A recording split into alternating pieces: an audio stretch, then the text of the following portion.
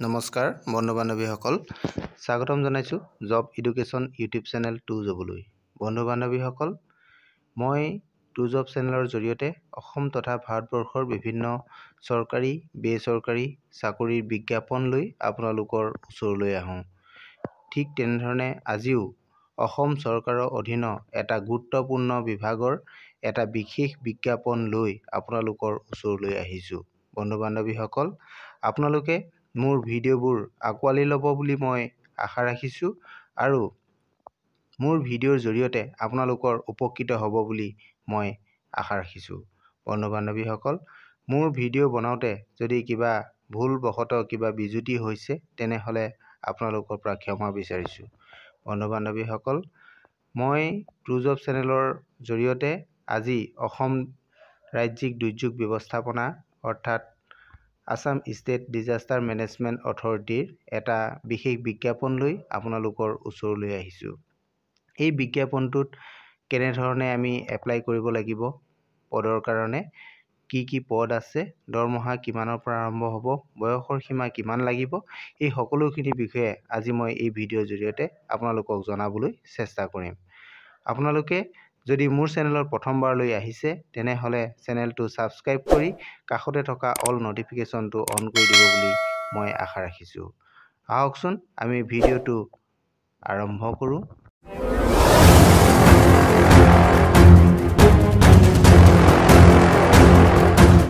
নমস্কাৰ বন্ধু বান্ধৱীসকল মই গুগলত আহিছোঁ গুগলত আপোনালোকে সাৰ্চ কৰি ল'ব মই ঠিক তেনেধৰণে ইয়াতে সাৰ্চ কৰিম ইয়াতে লিখিব লাগিব আমি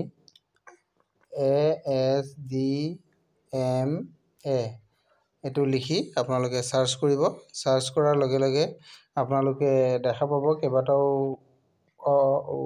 অফিচিয়েল ওয়েবসাইট আহিব ইয়াতে আপোনালোকে এই ওয়েবসাইটটো চাব এইটো যেটো আছে এটো দেখিছে এইটো চাব Assam state disaster management authority এইটো অফিচিয়েল ওয়েবসাইট হয় এইটো ASDM এইটো অফিচিয়েল ওয়েবসাইট এইটো asdm.assam.gov.in এই ওয়েবসাইটত আমি যাব লাগিব আমি এতিয়া এইটো ওয়েবসাইটত যাম মই এই ওয়েবসাইটটোত ক্লিক কৰি দিছো ক্লিক কৰাৰ লগে লগে আমাৰ আসাম গভৰ্নমেন্টৰ যেটো আসাম ষ্টেট ডিজাষ্টাৰ মেনেজমেণ্ট অথৰিটিৰ অফিচিয়েল ওয়েবসাইট এই ওয়েবসাইটটোলৈকে লৈ আহিব এইটো আপোনালোকে দেখা পাইছে government of Assam revenue and disaster management Assam state disaster management authority আমি অফিচিয়েল ওয়েবসাইটত আহি গৈছো এই অফিচিয়েল ওয়েবসাইটত অহাৰ পাছত আমি কিছু তললৈ যাব লাগিব কিছু তললৈ যোৱাৰ লগে লগে আমি ইয়াতে ৰিক্ৰুটমেন্ট অপচনটো পাই যাম এটো আপোনালোকে দেখা পাইছে নিশ্চয় এটো ৰিক্ৰুটমেন্ট অপচন এই ৰিক্ৰুটমেন্ট অপচনত আমি যাব লাগিব আমি এতিয়া মই ৰিক্ৰুটমেন্ট অপচনটোত ক্লিক কৰি দিছো ক্লিক কৰাৰ পাছতে আমাৰ ৰিক্ৰুটমেন্টৰ পেজটো খোল খাইছে ইয়াতে আমাৰ ৰিক্ৰুটমেন্ট খিনি আহি গৈছে আমাৰ এটো যেহেতু 10 ফেব্ৰুৱাৰী তাৰিখে বিজ্ঞাপনটো প্ৰকাশ হৈছে ইয়াতে দেখা পাইছে আপোনালোকে আৰু ইয়াৰে লাষ্ট ডেটটো হৈছে 22 ফেব্ৰুৱাৰী 2024 এটো আপোনালোকে দেখা পাইছে এতিয়া ইয়াতে পদটো কি এটো আপোনালোকে ইয়াতে দেখা পাবই vacancy for the post of accountant ইয়াতে এটো একাউন্টেন্টৰ পদৰ কাৰণে বিজ্ঞাপনটো প্ৰকাশ কৰিছে এতিয়া আমি ইয়াৰ বিজ্ঞাপনটো যদি আমি সম্পূৰ্ণৰূপে চাব বিচাৰো তেতিয়া হলে আমি কি কৰিব লাগিব আমি বিজ্ঞাপনটো চাবলৈ হলে আমি এই ডাউনলোড অপচনত ক্লিক কৰি পিনি বিজ্ঞাপনটো আমি ডাউনলোড কৰি ল'ব লাগিব এতিয়া মই বিজ্ঞাপনটো ডাউনলোড কৰি লম ইয়াতে মই বিজ্ঞাপনটো ডাউনলোড কৰি লওঁ এই ডাউনলোডত ক্লিক কৰি দিছো ক্লিক কৰাৰ পাছত আমাৰ বিজ্ঞাপনটো ডাউনলোড হৈ যাব এটো ডাউনলোড হৈ গৈছে ডাউনলোড হোৱাৰ পিছত আপোনালোকে এটো পিডিএফত ওপেন কৰিব পিডিএফত যেতিয়া ওপেন কৰি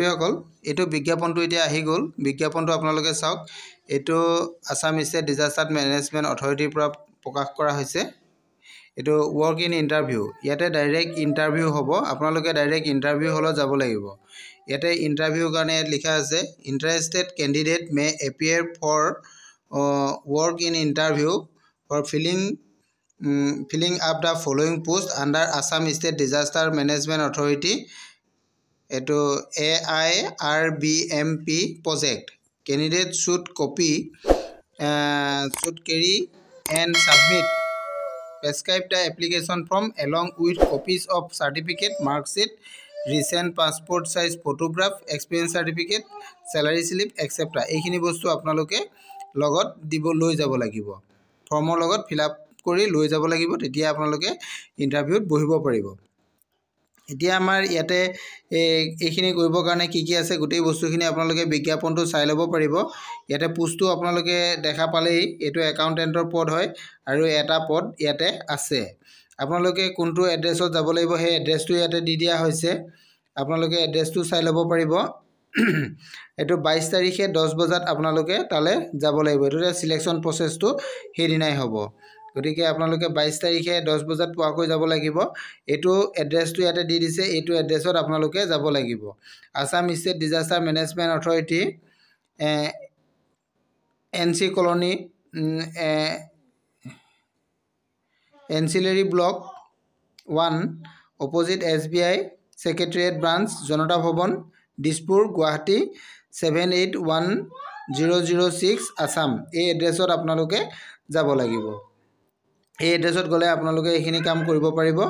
আৰু ইয়াতে কি কি বস্তু দিছে এইখিনি আমি চাই লওঁ। ইয়াতে candidate have appear proper presentation 15 minutes. আপোনালোকৰ তাতে 15 মিনিটৰ কাৰণে প্ৰেজেণ্টেশ্যন ল'ব।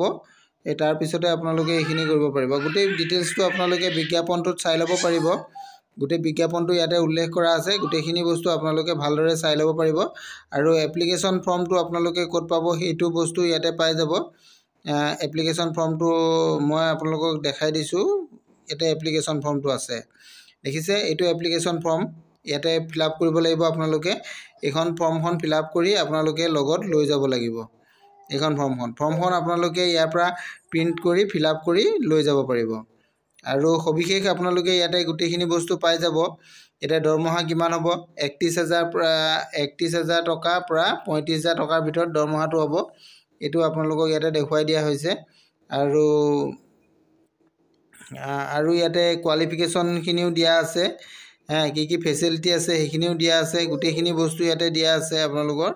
ইয়াতে কোৱালিফিকেশ্যনটো মই চাই দিছোঁ, কোৱালিফিকেশ্যন আৰু এক্সপিৰিয়েঞ্চৰ বিষয়ে আছে। কোৱালিফিকেশ্যনত আপোনালোকৰ দিয়া হৈছে এইটো এডুকেশ্যন গ্ৰেজুৱেট হ'ব লাগিব ইন কমাৰ্চত গ্ৰেজুৱেট হ'ব লাগিব। আৰু লগতে ফাইনেন্স থাকিব লাগিব। ফ্ৰম ৰিকগনাইজ ইউনিভাৰ্চিটিৰ পৰা আপোনালোকে গ্ৰেজুৱেট হ'ব লাগিব। আৰু লগতে টেলি ERP 9ৰ নলেজ আপোনালোকৰ থাকিব লাগিব। আৰু লগতে আপোনালোকৰ 5 বছৰ এক্সপিৰিয়েঞ্চ থাকিব লাগিব। এইটো 5 বছৰ এক্সপিৰিয়েঞ্চ থাকিব লাগিব। আৰু জানিব লাগিব আপোনালোকে টেলিৰ লগতে MS Word, Excel, PowerPoint এইকেইটা বস্তু আপোনালোকে জানিব লাগিব। আৰু আপোনালোকে আৰু এটা বস্তু ইয়াতে দিছে, লেংগুৱেজ আপোনালোকে জানিব লাগিব। হিন্দী জানিব লাগিব, ইংলিছ আপোনালোকে জানিব লাগিব। আছামিজটোতো এইটো থাকিবই, এইটো জানিব লাগিবই। বাকী কিতাপো আপোনালোকে জানিব লাগিব। এইখিনি বস্তুৱে ইয়াতে ইম্পৰ্টেণ্ট হয়। আৰু ইম্পৰ্টেণ্ট কি কি আছে মই আপোনালোকক দেখাই দিব বিচাৰিছোঁ। ইয়াতে এইখিনি ইম্পৰ্টেণ্ট আছে। আৰু আপোনালোকৰ ইয়াতে বয়সৰ সীমাটোৰ কথাটো ইয়াতে উল্লেখ কৰা নাই, মই এইটো দেখাব বিচাৰিছোঁ।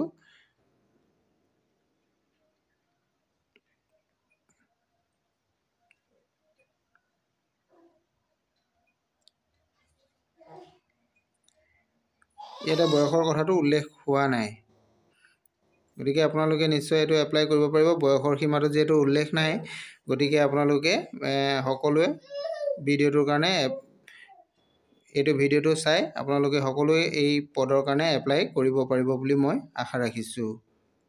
Thank U.